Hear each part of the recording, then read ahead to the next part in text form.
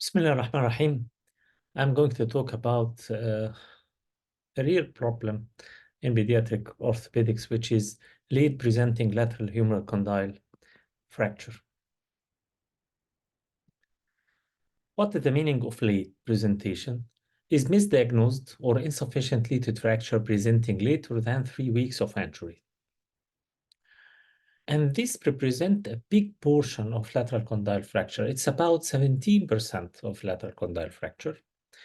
And in the literature, up to 2021, there was only 450 cases mentioned, described in the literature without evidence-based guidelines concerning their management.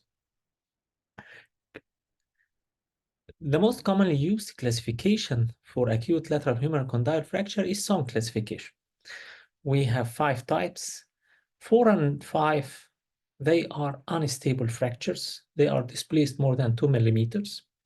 There is a consensus on treating these fractures with internal fixation. But what about stage 2 and 3, or type 2 and 3? Type 2 is incomplete fracture, does not reach the articular surface, so there is an intact articular hinge that theoretically prevents displacement of the fracture. And type 3 is undisplaced complete fracture is reaching the articular surface. Sometimes diagnosing of these or differentiation of between these two types is very difficult in X-ray. This is an example of an anteroposterior view of the elbow with type 2 fracture not reaching the articular surface. The same patient, in another view, internal oblique view, the fracture seems to reach the articular surface. It's become type 3. And so to differentiate, sometimes MRI is capable of differentiation of these two types. But could we trust the stability of these two types of fracture? The answer is no. The complete fracture, undisplaced fracture that reach the articular surface carry the possibility of about 42% of lateral displacement.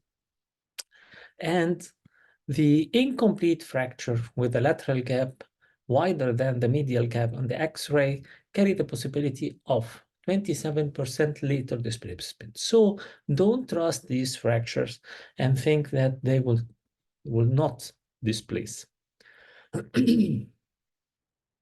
Why lateral humeral condyle fracture may present late? This may be secondary to misdiagnosis, especially in younger age patient with a large cartilaginous content of the lateral humeral condyle, so it's not properly visible in X-rays, or poor quality X-ray. Also, we miss displacement.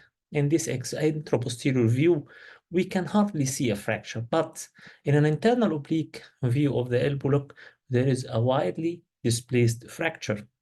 Another example. This is anteroposterior view. Almost we cannot see a fracture.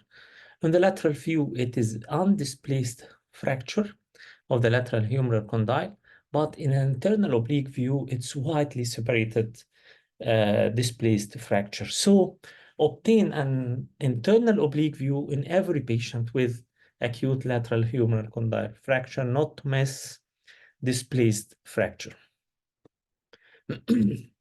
Also, this fracture is prone to complication because there are multiple factors that could retard or prevent healing, like the impaired blood supply is coming posteriorly only because the rest of the lateral condyle is covered with cartilage. There is no rich blood supply for this fragment. The articular fluid interpose among the fragments, so this may interfere with healing.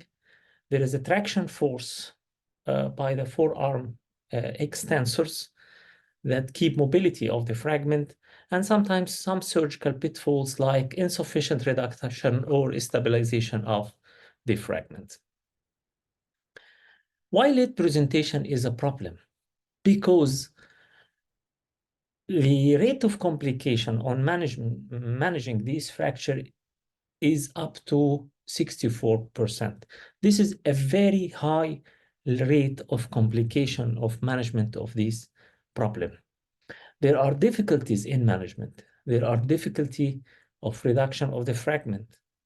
There are possibility of injury and the early closure of the epiphyseal growth plate. And also there is a possible damage to vascular supply of the lateral humeral condyle. All these difficulties combined with lack of an agreed treatment algorithm, no clear definition and classification, no clear indication for surgical decision-making. The clinical presentation of the patient is variable. The patient may has no symptoms, no complaint, only we may find radiological findings.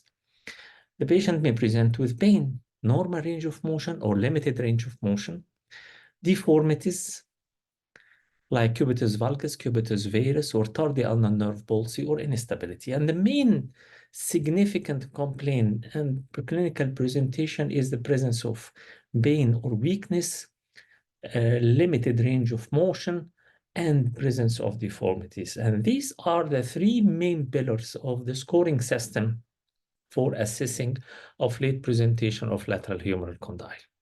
Regarding the range of motion, most of the patient has limited range of motion early, but they regain almost full range of motion by 48 weeks of injury. Radiologically, the patient may present with delayed union, malunion, nonunion, and deformities like cubitus varus or cubitus valgus. Delayed union is defined as failed to solidly unite by 6 to 8 weeks. Most probably, these are non-displaced or minimally displaced fractures. The possibility or the cause of delayed union may be poor blood supply or synovial fluid interposition between the fragment or muscle tension. And usually they are managed non-operatively with follow-up and they unite nicely. Sometimes we may have to do percutaneous pinning that accelerates and induce rapid healing of the fragment. This is an example of delayed union of lateral humeral condyle fracture that end up with solid malunion. It is solidly united, but it is not in its original position. In cases of malunion, we have to accept the position, and usually the patient will regain the movement over time, and there is no described osteotomies to reduce the united fragment in place. This is an example of a very severe displaced fracture, but it is malunited, and the patient has full range of motion. So although the X-ray is very bad, but we shouldn't touch such patients. Malunion may present with deformity, like cubitus varus, and cubitus varus is secondary to overgrowth of the lateral part of the physis of the distal humerus after the fracture.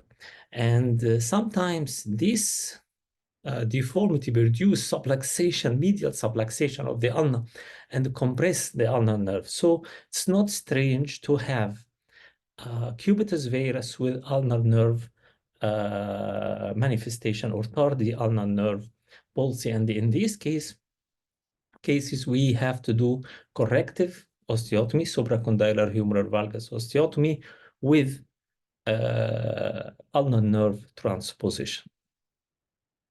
Nonunion is a nightmare of these cases of late presentation of the lateral humeral condyle.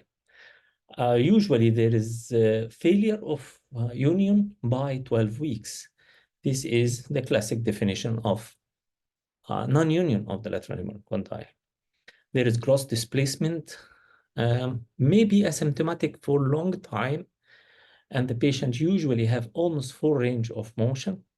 The patient may present with pain or weakness with high-performing activities, and may present in addition with deformities. The most common deformity after a non-union of the lateral humeral condyle is cubitus valgus. And this is secondary to proximal migration of the fracture fragment, inhibition of growth of the physis of the lateral humeral condyle by lack of forces and compression forces here, articular surface incongruity, and because of the valgus deformity, there may be tension on the ulnar nerve and tardial nerve palsy. But keep in mind that you have to be sure that there is non-union, because sometimes cases that appear to be malunited is really united by a small bone block along the posterior aspect of the lateral humeral condyle along the blood supply. And this may be visible in the X-ray, but of course, the CT and especially CT 3D can demonstrate this part very nicely. The theoretical aim of treatment of ununited fracture is to reduce it in place, anatomical reduction, to achieve union, but without loss of elbow motion, without osteonecrosis, and in addition, correction of the deformities. These are the theoretical aim of treatment of this problem. But do we have the ability to achieve this? We'll see.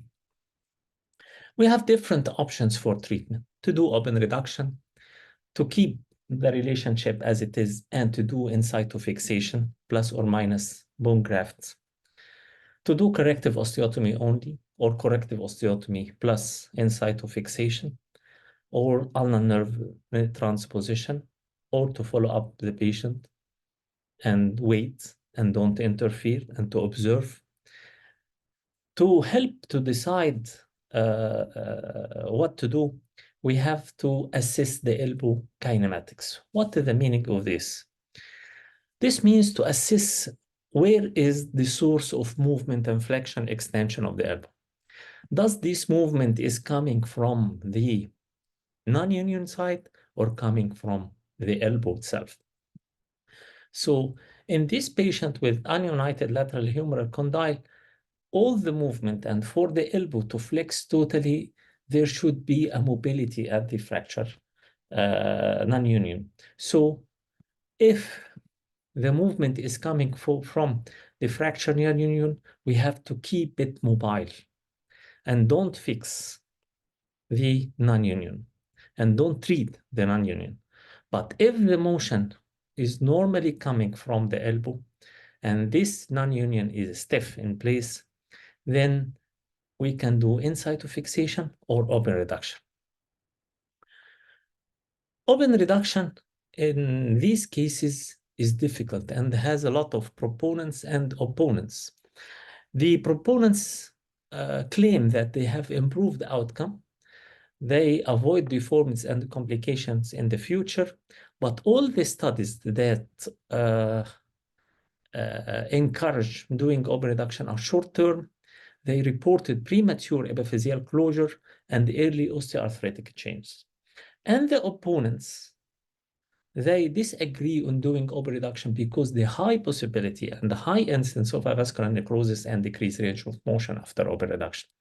But both groups, the opponents and the proponents of open reduction of late presenting lateral humeral condyle, agrees that open reduction does not increase the range of motion.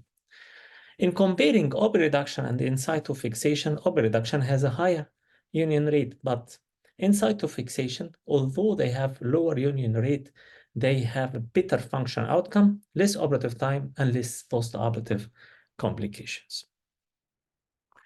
The surgical difficulties of open reduction of ununited fracture lateral humeral condyle are lots. There are difficulty in identifying the true fracture surface. There is anatomical distortion from the fibrous scar and the callus in a very narrow and small area near a growing physis. There is contracture of the soft tissue, especially the common extensor tendon, and the need for preservation of the posterior soft tissue attachment of the lateral condyle. So we cannot dissect this soft tissue out of the lateral condyle fragment to reduce it. Otherwise, we will do injury to the blood supply and the avascular necrosis. There is an extra controversy present if the patient presented between 3 weeks and 12 weeks and he have and the fracture is widely separated, and there is a high possibility of developing non-union. In these cases, to operate or not to operate, there is a tendency for over-reduction, internal fixation of this fracture if there is displacement of the fragment more than 5 millimeter. To do open reduction, we have some surgical tips. One, don't aim at anatomical reduction. The aim is not to reduce it in its original place. So you have to reduce it reduce the fragment in the maximum position you can achieve without excessive stripping of the fragment, not to produce a vascular necrosis.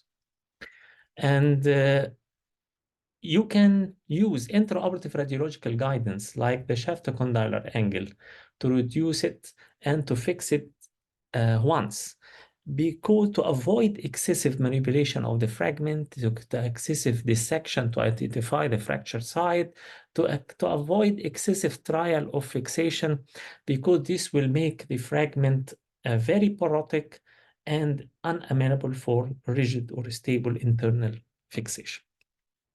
Lastly, you can do multiple aponeurotic release of the common extensor tendon to lengthen it and to facilitate reduction of the fragments. Let us discuss some scenarios to understand how to tackle this problem. This patient is 4 years old, 3-month late presentation of the lateral humeral condyle fracture. She has gross displacement. In this position, is not going to unite.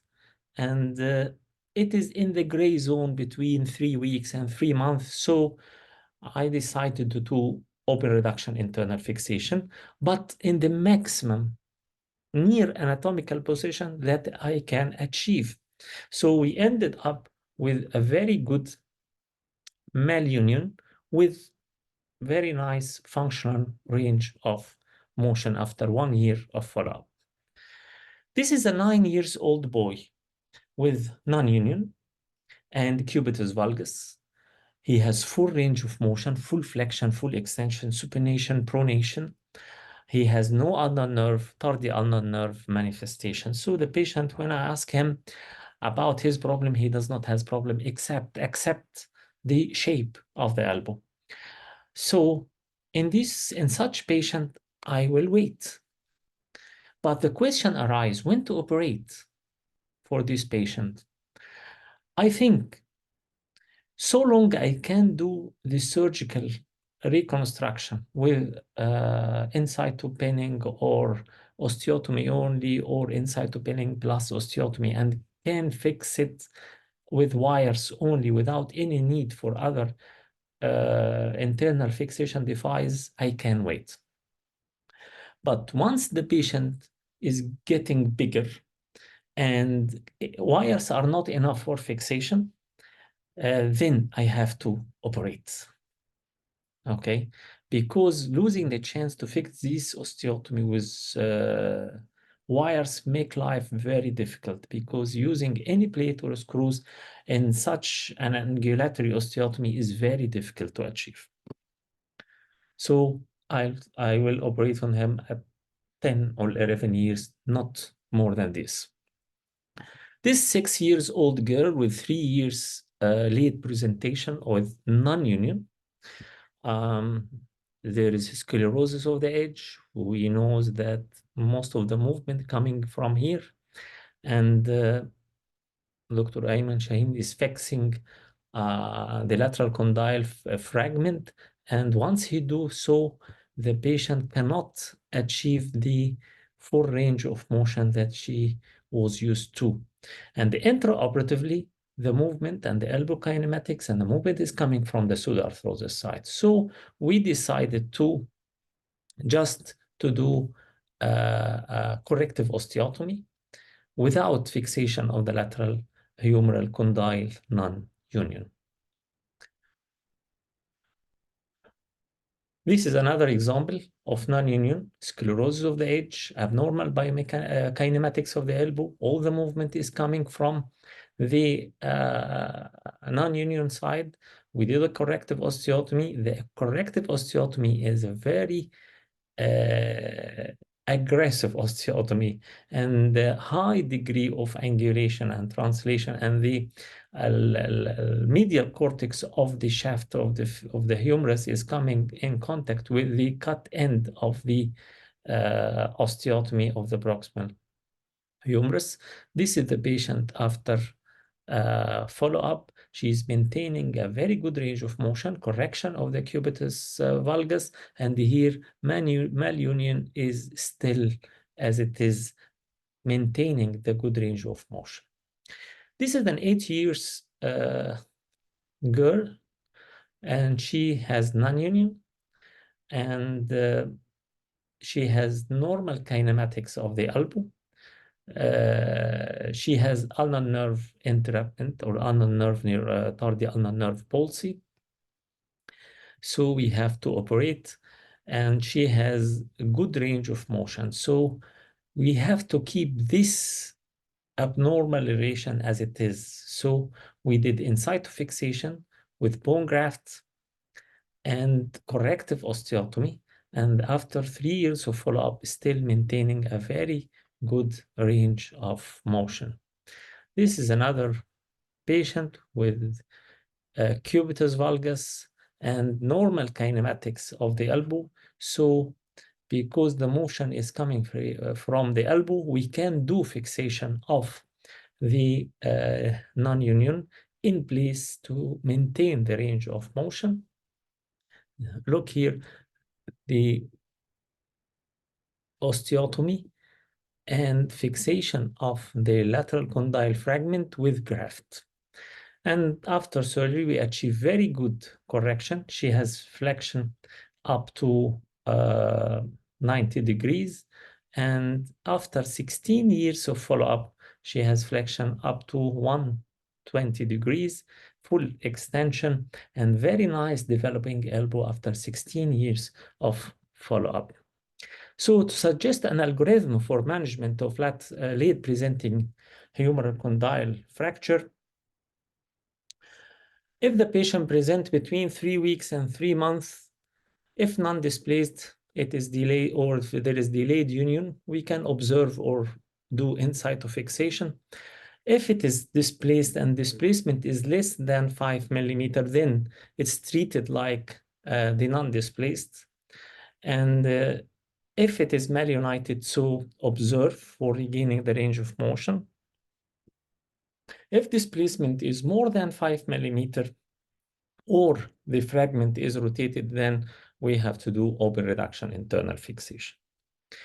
If the patient is more than 3 months, if presenting with deformity only, like cubitus varus, corrective osteotomy.